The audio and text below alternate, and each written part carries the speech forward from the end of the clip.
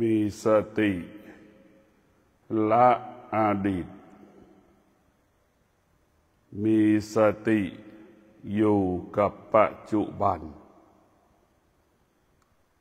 ท่านทั้งหลายหลักธรรมะภาคปฏิบัติมีสติละอดีตทั้งสิ้นให้มีสติอยู่กับปัจจุบันเมื่อวานนี้เรานอนที่บ้านเป็นเรื่องอดีตเมื่อวานนี้เราอยู่ที่บ้านก็กลายเป็นอดีตบัดนี้เรากำลังนั่งสมาธิบัดนี้เรากำลังรู้สึกอึดอัดหงุดหงิดขณะที่นั่งสมาธิให้เรารู้ปัจจุบันที่กายที่มันกำลังเจ็บปวดเรามีสติอยู่กับปัจจุบันที่เรานั่งสมาธิแล้วเกิดอาการอึดอัดหงุดหงิดได้อยู่กับปัจจุบันที่กายที่จิตพวกเราทั้งหลายอดีตเกิดขึ้นที่ไหนกับที่จิตของเราที่กายของเราเนี่ยมันอยู่ที่กายที่จิตของเราปัจจุบันก็อยู่ที่ไหนก็อยู่ที่กายที่จิตของเราอนาคตก็อยู่ที่ไหนอยู่ที่กายที่จิตของเราในพวกเราทั้งหลายกายกับจิตเนี่ยมันเป็นเหตุให้เกิดความชั่วความดีมันก็เกิดขึ้นที่กายที่จิตอีกเราหมดเนื้อหมดตัวก็อยู่ที่กายที่จิตเรามีเงินจำนวนมากก็อยู่ที่กายที่จิตร้องไห้เสียใจก็อยู่ที่กายที่จิตทุกข์ทรมานลำบากก็อยู่ที่กายที่จิตพวกเราทั้งหลายทุกอย่างกายกับจิตมีความสำคัญถ้ากายกับจิตนั้นไม่ได้รับการอบรมฝึกฝนกายกับจิตเราก็ไม่แตกต่างจากสัตว์จากงัวจากควายจากช้างจากม้าแต่พวกเราทั้งหลายเราเกิดมาแล้วได้รับการฝึกฝนอบรมกายกับจิตกายกับจิตกายกับจิตของเราก็จะคุ้นเคยกับสิ่งที่เราฝึกการฝึกก็คือการนั่งสมาธิเช่นเวลานี้เรากำลังนั่งสมาธิเรามีการฝึกกายก่อนที่เราจะนั่งสมาธิเราก็ให้คำว่าสัจจะสัจจะสัจจะข้าพเจ้าจะไม่ขยับเท้าขวาเท้าซ้ายขณะที่นั่งสมาธิไม่ขยับมือขวามือขาซ้ายขยับขณะที่นั่งสมาธิ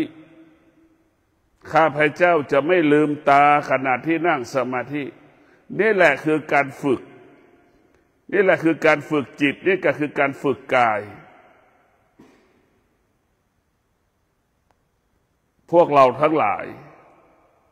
ชีวิตของเราเป็นไปตามจิตเป็นไปตามที่จิตมันต้องการกายมันต้องการจิตก็บังคับกายกายก็บังคับจิตนะจิตก็บังคับกายกายก็บังคับจิตมันจึงเกิดสิ่งต่างๆมันจึงเกิดอดีตเกิดปัจจุบันเกิดอนาคตก็ที่กายที่จิตนี่เรามาปฏิบัติธรรมเรามาละอดีตของเรามาละอดีตมาแก้ไขอดีตมาปรับปรุงเปลี่ยนแปลงแก้ไขอดีตของเราก็คือการมีสติอยู่กับปัจจุบันนั่นแหละคือการแก้ไข พวกเราทั้งหลายเมื่อเราอยู่กับปัจจุบันเนี่ยมันก็ไม่มีอดีต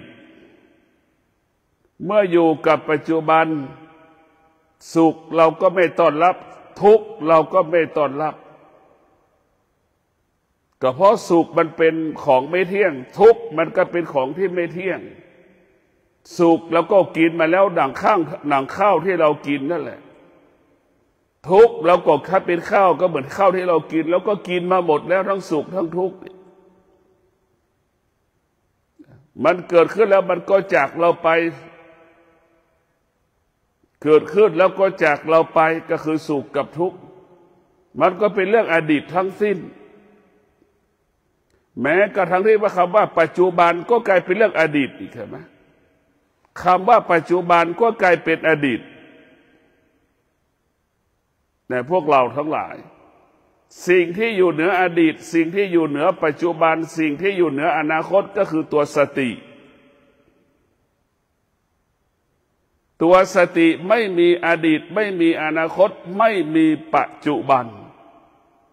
ตัวสติอยู่เหนืออยู่เหนืออดีตอยู่เหนืออนาคตอยู่เหนือปัจจุบันพวกเราทั้งหลายอะไรทำให้เรารู้ว่าลมหายใจเข้าก็คือสติอะไรทำให้เรารู้ว่าลมหายใจออกก็คือสติการหายใจเข้าการหายใจออกมันก็เปรียบเสมือนสุขกับทุกข์มันเปลี่ยนแปลงไปตลอดบางคนบางครั้งเราก็หายใจยาวบางครั้งเราก็หายใจสั้นบางครั้งเราก็หายใจหนาๆหายใจอึดอัดอารมณ์หายใจเข้าแล้วมันแปรสภาพตลอดมันไม่ได้เสมอสิ่งที่เรารู้อาการของลมหายใจเข้าสิ่งที่เรารู้อาการของลมหายใจออกนั่นคือสตินั่นคือคงความสภาพเดิมเป็นปกติสติเปรียบเสมือนยามเฝ้าบริษัทเหมือนยามเฝ้าบริษัทเหมือนมอเตอร์เวย์ที่เราเก็บบัตรต้นทางคือทางด่วนแล้วก็ไปจ่ายปลายทางนั่นแหละแต่พวกเราทั้งหลายเข้าออกกี่ร้อยครั้งก็รู้ออกกี่ร้อยครั้งก็รู้ลมหายใจเข้าเช่นเดียวรถขึ้นมอเตอร์เวย์กี่ร้อยคันก็รู้ต้นทางเก็บบัตรเอาบัตรยื่นรถจะออกท้ายสุดออกจากมอเตอร์เวย์ท้ายสุดจะออกกี่ร้อยคันก็รู้นั่นแหละพวกเราทั้งหลายหน้าที่สิ่งที่มันรู้ก็คือตัวสติรู้เข้ารู้ออกก็คือตัวสติรู้เข้ามาร้อยออกร้อยมันก็รู้เสมอเหมือนกันหมดนั่นคือตัวสติถ้าเรามีสติพวกเราทั้งหลายคำว่าสำเร็จมันก็เกิดถ้าเรามีสติคำว่าปกติมันก็เกิดคำว่าหากเรามีสติเราก็สมปรารถนาดังใจปรารถนาเรามีสติเราปรารถนาสิ่งไหนเราก็ย่อมได้สิ่งนั้น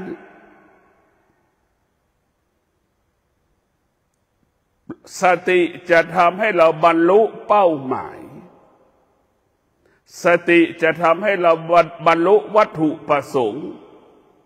หลังดาวเดินทางมาจากกรุงเทพมาวิปัสสนาเนี่ยก็เพราะเรามีสตินั่นแหละเรามีสติบรรลุเป้าหมายสตินี่สำคัญจิตนั้นมันจะไม่สำคัญสติมันสำคัญยิ่งกว่าจิตนั้นมันเป็นพระชั่วได้เป็นพระดีได้จิตมันเป็นผู้ชายขายตัวได้เป็นผู้หญิงขายตัวได้จิตมันเป็นแก๊งคอนเซนเตอร์ได้จิตมันเป็น18มงกุฎได้นักต้มตุ๋นได้จิตมันขายยาบ้าได้นั่นคือจิตมันคงสภาพ ไปตามการเวลาเหมือนเราไปซูเปอร์มาร์เก็ตหรือไปเซ็นทรัลหรือไปพารากอนเราไปรองเท้าโซนรองเท้าขายรองเท้าเราก็อยากได้รองเท้านั่นคือจิตเราไปรองเท้าอีกชนิดหนึ่งจิตมันก็อยากได้รองเท้าอีกชนิดหนึ่งนี่แหละคือจิตมันแปลสภาพโซนเสื้อผ้าเราไปอยากได้เสื้อผ้าไปเสื้อผ้าทุกร้านในโซนที่เขาขายเสื้อผ้าก็อยากได้ทั้งเสื้อผ้าทุกชนิดเห็นไหมนั่นแหละคือจิตมันแปลสภาพตลอดเวลาจิตมันเหมือนเด็กมันอยากได้แล้วมันก็อยากจะหยิบทุกอย่างเห็นอะไรก็อยากมันจะหยิบมันจะสนใจไปหมดจิตมันแปลสภาพตลอดไปโซนอัญมณีเครื่องประดับมันก็อยากได้อีกไปโซนเครื่องสังสำอางเครื่องแต่งหน้าเครื่องมือแต่งหน้าอีกก็อยากได้อีกมันไม่มีที่สิ้นสุดจิตพวกเราทั้งหลายจิตมันก็เปรียบเสมือนลูกจ้างสติก็เปรียบเสมือนนายจ้างมันแตกต่างกันอย่างไรพวกเราก็พิจารณาดูจิตเราเปรียบเสมือนลูกสติเปรียบเสมือนแม่เห็นไหมพวกเราทั้งหลายเราจะเปลี่ยนแปลงชีวิตของเราเป็นนายจ้างเราจะเปลี่ยนแปลงชีวิตของเราเป็นแม่เราต้องได้รับการฝึกฝนอบรมเราต้องได้รับการฝึกฝนอบรมจิตก่อนการจะอบรมจิตก็คือการมีสติรู้สึกตัวว่าเรากำลังนั่งสมาธินี่คือการมีสติมีสติรู้เวลานั่งสมาธิมันเจ็บมันปวดแต่มีสติรู้ว่านั่งสมาธิมันอึดอัดหงุดหงิดนี่เรามีสติรู้อาการของกายมีสติรู้อาการของจิตหลักธรรมะภาคปฏิบัติจะอยู่ตรงนี้อยู่กับปัจจุบันที่กายมันเจ็บมันปวดจิตมันเกิดอาการหงุดหงิดอึดอัดฟุ้งซ่านกระวนกระวายกระสับกระส่ายนี่เราต้องอยู่กับปัจจุบันในพวกเราทั้งหลายเราฝึกจิตให้อยู่กับปัจจุบันเมื่อเรารู้ว่าเรานั่งสมาธิมันเจ็บมันปวดเราก็มีสติที่จะบอกมีสติแล้วบอกว่าเราให้สัจจะแล้วว่าข้าพเจ้าเราจะไม่ขยับเท้าขวาเท้าซ้ายขณะที่นั่งสมาธิเห็นไหมนี่คือการฝึกจิตนี่แหละคือการฝึกกายไม่ครบ30 นาทีจะไม่ขยับเท้าขวาเท้าซ้ายจะไม่ขยับตัวจะไม่ลืมตานี่แหละคือสัจจะสัจจะมันก็ควบคุมกายกับจิตระหว่างที่มันมีกายกับจิตแล้วมันเจ็บมันปวดสติมันก็จะบังคับให้เราอดทนสติมันก็จะบังคับให้เราอาศัยวิริยะภาคเพียรอีกนิดหนึ่งอีกนิดหนึ่งเนี่ยแสดงว่าวิริยะภาคเพียรเหมือนให้กำลังใจเราละอีกนิดหนึ่งอีกนิดหนึ่งมันจะจบแล้วอีกนิดหนึ่งอีกนิดหนึ่งอย่างเงี้ยเพราะฉะนั้นวิริยะภาคเพียรนั้นเป็นกำลังสำคัญให้เราเกิดคำว่าสำเร็จแต่พวกเราทั้งหลายสติให้เรารู้สึกตัวแล้วว่าเรานั่งสมาธิสัจจะเราบอกแล้วว่าจะนั่งสมาธิ30 นาทีเราจะไม่ขยับตัวไม่ขยับเท้าขวาเท้าซ้ายไม่ขยับมือขวามือซ้ายไม่ลืมตา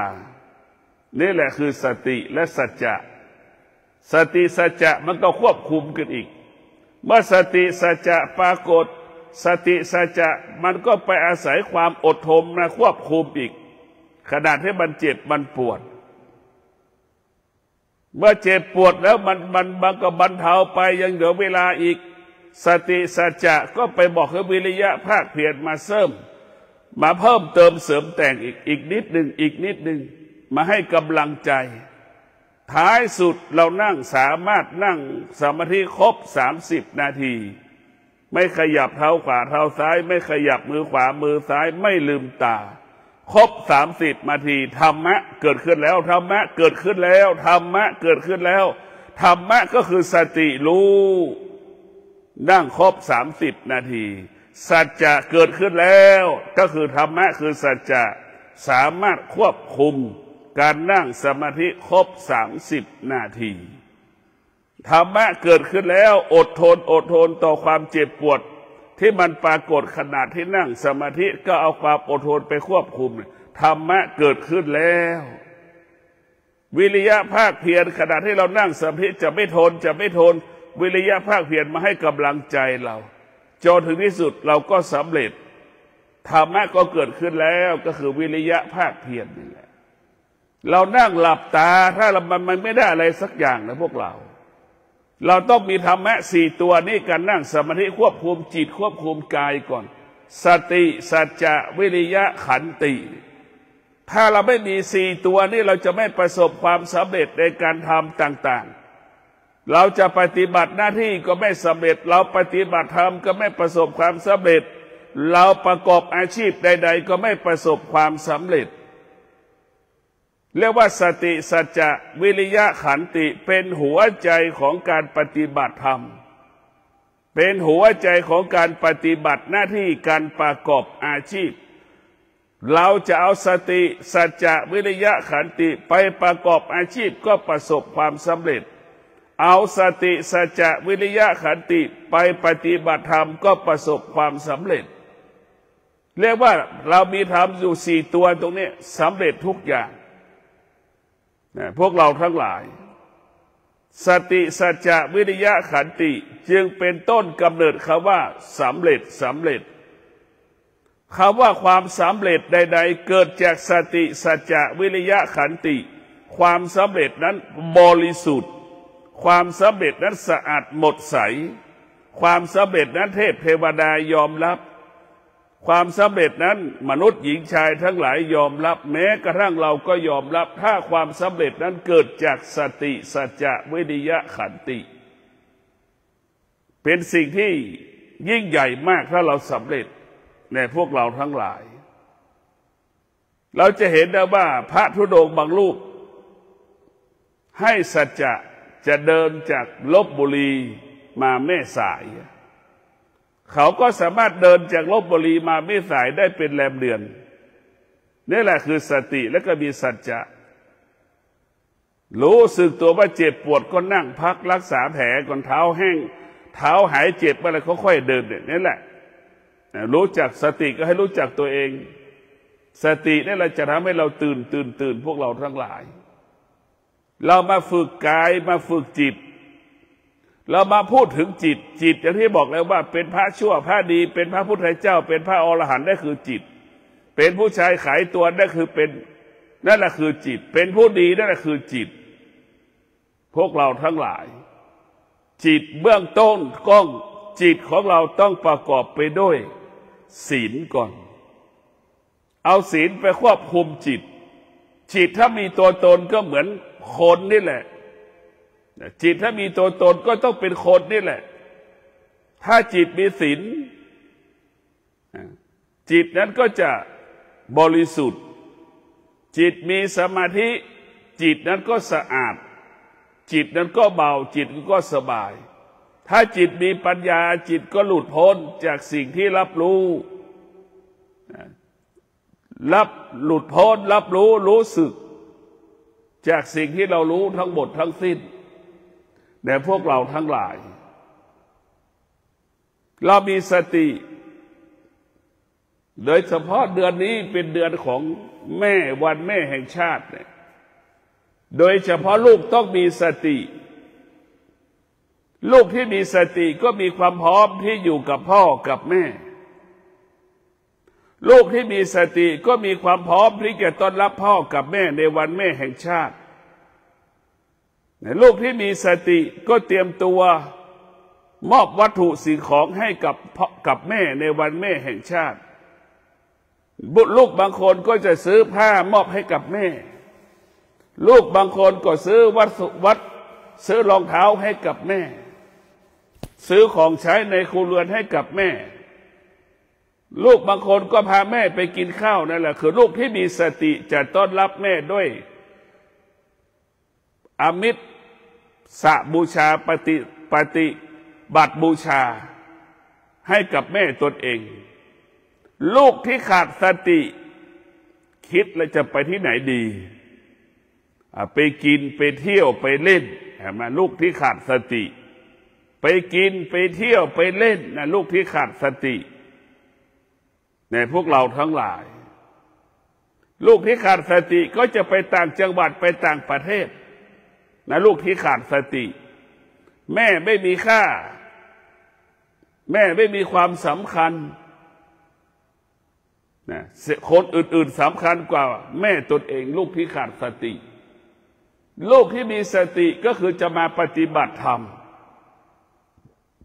มาปฏิบัติธรรมมาปฏิบัติธรรมอย่างน้อยแม่ก็สาธุลูกมาปฏิบัติธรรมแม่ทุกคนยอมรับแม่ทุกคนไม่ปฏิเสธเพราะฉะนั้นลูกมาปฏิบัติธรรมแม่จะส่งเสริมเป็นสิ่งที่ดีงามเป็นการสร้างแต้มความดีให้กับจิตแม่เห็นไหมแม่ลูกมาปฏิบัติธรรมเป็นการสร้างความดีให้กับแม่เป็นการมอบความดีให้กับแม่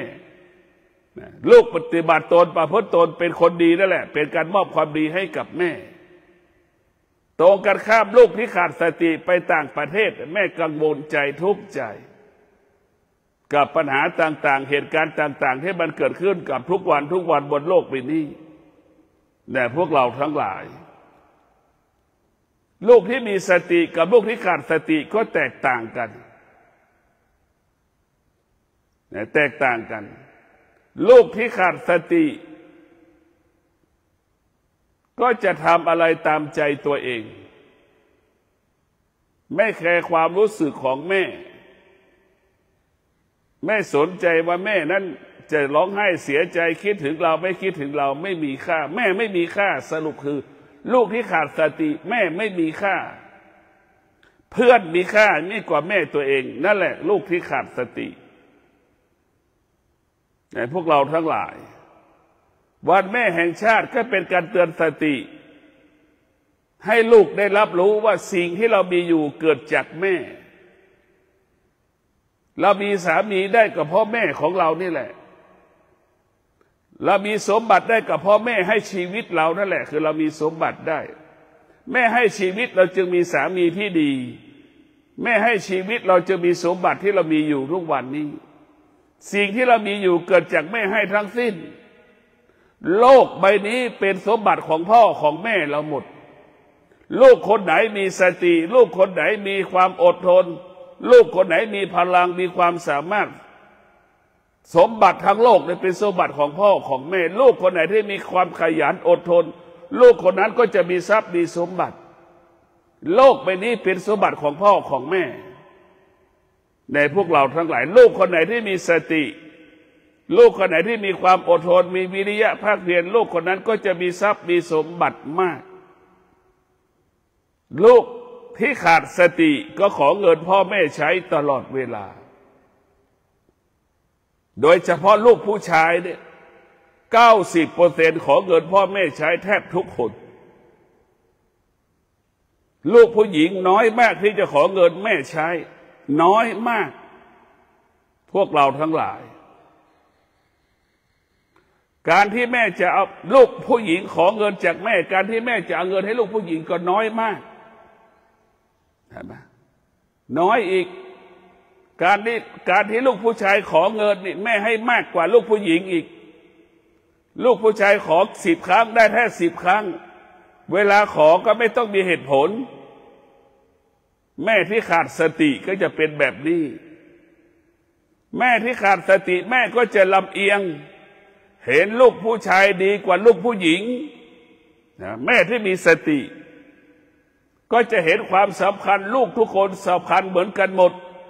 ลูกชายก็สำคัญลูกผู้หญิงก็สำคัญแม่ที่มีธรรมะแม่ที่มีสติส่วนแม่ที่ไม่มีธรรมะมีแต่ประเพณีในสมองแม่ส่วนมากเป็นประเพณีทั้งสิ้นประเพณีก็เป็นเรื่องของความคิดวัฒนธรรมก็เป็นเรื่องของความคิดดังแม่ทุกคน รักแต่ลูกผู้ชายระยำปันใดมาขอสตางค์แม่ก็ยังให้อยู่ผู้หญิงเป็นคนหาเงินให้แม่ใช้แม่ก็ยังไม่เห็นค่าผู้หญิงอีกอยู่กับลูกผู้หญิงยังถามหาลูกผู้ชายอีกเห็นไหมนี่แหละคือแม่ไม่มีธรรมะก็ทำลายจิตใจลูกที่ดูแลตนเองแต่พวกเราทั้งหลายแม่ที่มีธรรมะจะรักษาน้ำใจลูกสาวลูกผู้หญิงดูแลแม่อย่างดีแม่กลับมาให้ค่าลูกผู้หญิงแม่กลับให้ค่าลูกผู้ชายนี่แหละสมองของแม่มีแต่คำว่าประเพณีวัฒนธรรมมันไม่ใช่ความจริงแม่ที่มีธรรมะแม่จะอยู่กับความเป็นจริง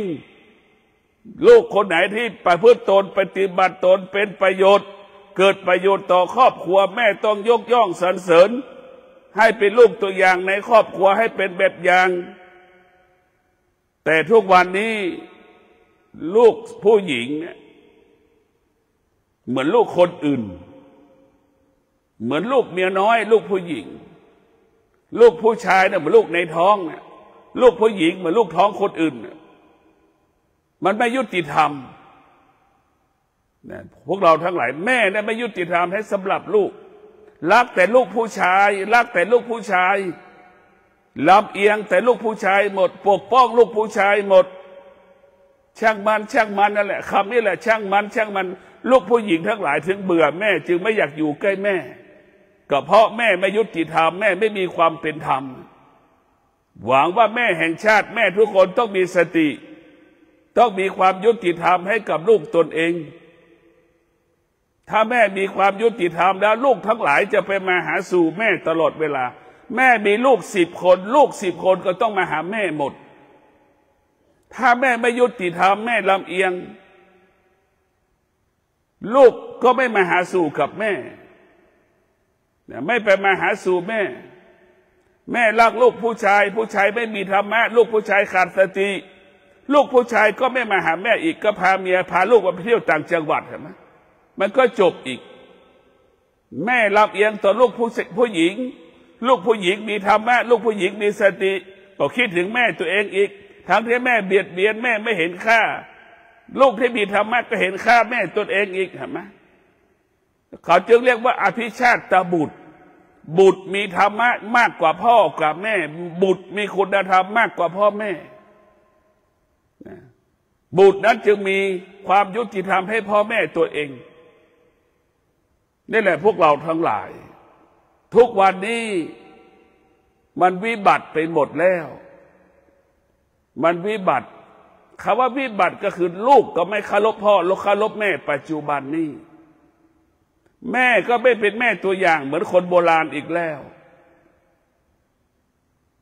โดยเฉพาะปู่ย่าตายายปัจจุบันนี้ก็ไม่ใช่เหมือนปู่ย่าตายายในอดีต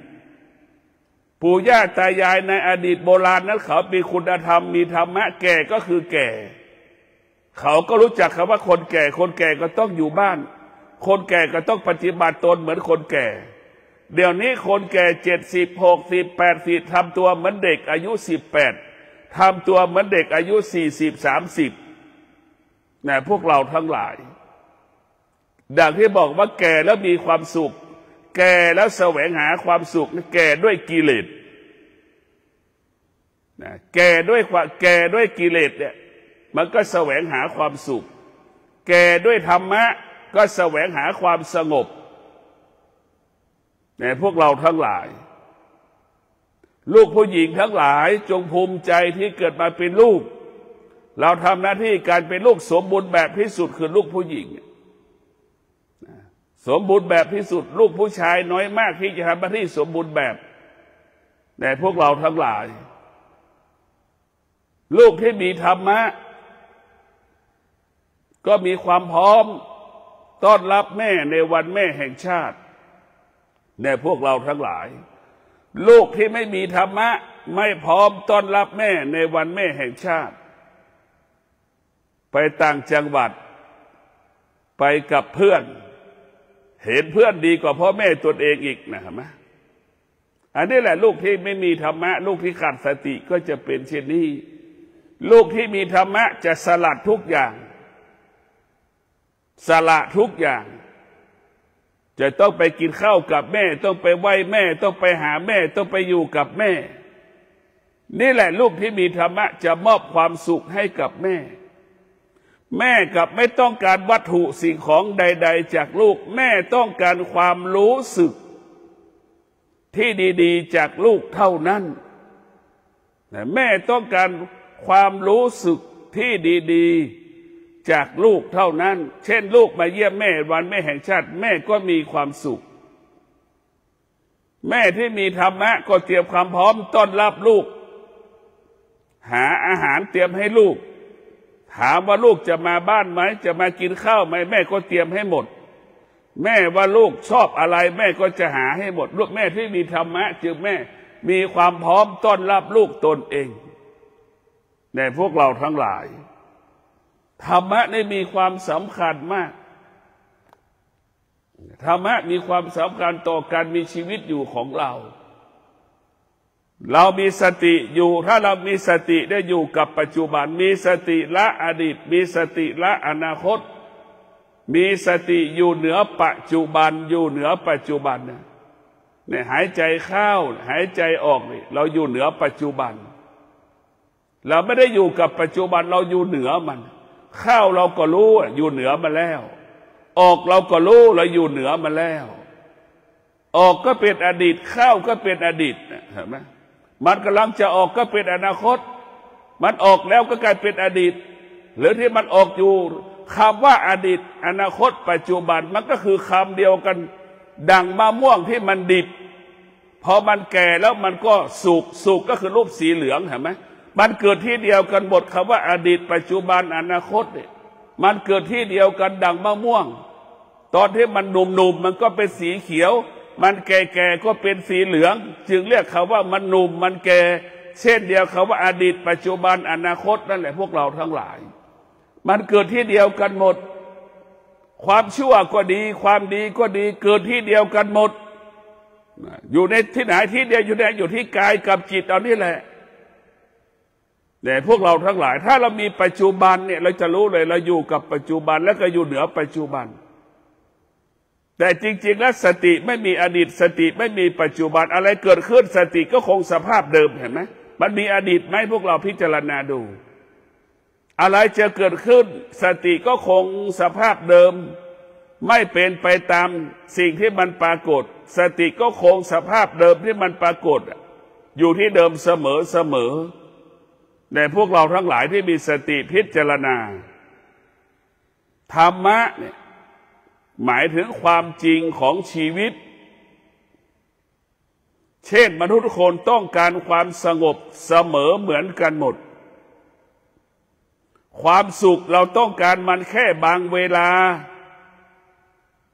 แต่เราต้องการความสงบตลอดเวลาเราพิจารณาดูอันที่แท้จริงเราต้องการความสงบมากกว่าความสุขความสุขเราต้องการมันแค่บางเวลาเห็นไหมเราเปิด iPad ขึ้นมาเปิดโทรศัพท์มือถือขึ้นมามีความสุขพักเดียวนะแต่มันก็เบื่อแล้วเห็นไหมมันก็เบื่อแล้วสุขมันเกิดที่ไหนมันสุขมันก็เกิดขึ้นที่กับความทุกข์นั่นแหละความทุกข์ก็เกิดขึ้นที่ความสุขนั่นแหละมันเกิดที่เดียวกันหมดดังมะม่วงดิบกับมะม่วงสุกนั่นแหละเมื่อมะม่วงมันสุกแล้วแยกได้ยังไงว่ามันดิบอยู่ตรงไหนมันแยกไม่ได้ตอนมันหนุ่มแล้วแยกตรงไหนได้ว่านี่คือมันสุกมันก็แยกไม่ได้มันเกิดที่เดียวกันให้มันเห็นอาการสองสิ่งที่เราสมมติขึ้นมันสมมติขึ้นทั้งสิ้นมันสมมติขึ้นทั้งสิ้นให้เราเห็นสิ่งสมมติกับเห็นสิ่งที่อยู่เหนือสมมุติแต่พวกเราทั้งหลายสติอยู่เหนือสิ่งสติมันอยู่เหนือสิ่งสมมุติสติอยู่เหนือสิ่งสมมุติแต่พวกเราทั้งหลาย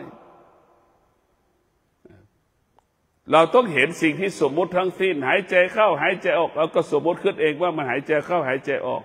แต่ตัวสติไม่มีใครสมมุติมันมีอยู่มันเป็นสิ่งที่อยู่เหนือสมมุติพวกเราทั้งหลายมันมีอยู่คงอยู่ไม่มีใครแต่งตั้งมันเราก็รู้ในสติกับจิตมันแตกต่างกันเราเบื่อเจ้านายเราก็เพราะจิต เรารักเจ้านายเราก็เพราะจิต